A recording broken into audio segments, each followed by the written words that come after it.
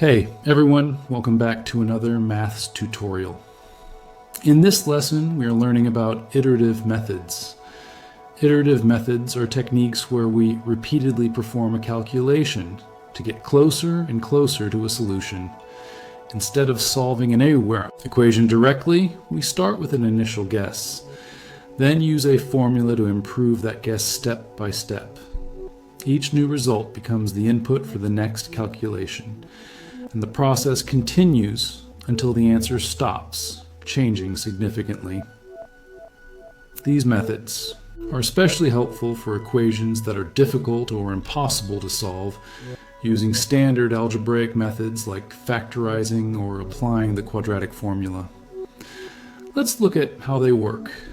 Suppose we want to solve an equation like x cubed minus x minus 1 equals 0. Instead of solving it directly, we can rearrange it into a form like x equals the cube root of x plus 1. Now if we start with a first guess for x, say x equals 1, we substitute it into the right-hand side to get a new value. Then we use that new value in the same formula again.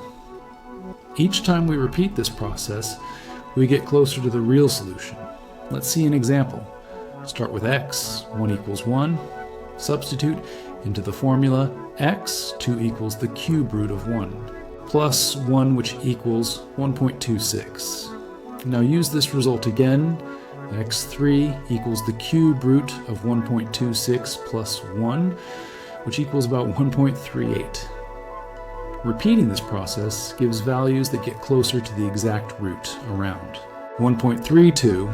This shows how iteration works. Every step refines the answer a little more. Eventually, the difference between steps becomes so small that we can stop and say we have found an approximate solution. However, not every rearrangement works. Sometimes an iterative method diverges instead of converging, which means the values move away from the real answer.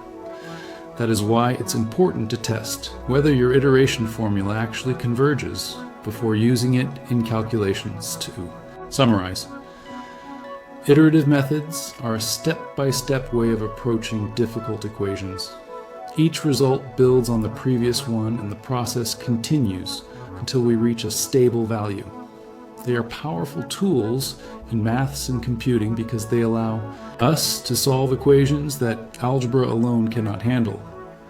Thanks for watching, and don't forget to like, share, and subscribe for more maths tutorials.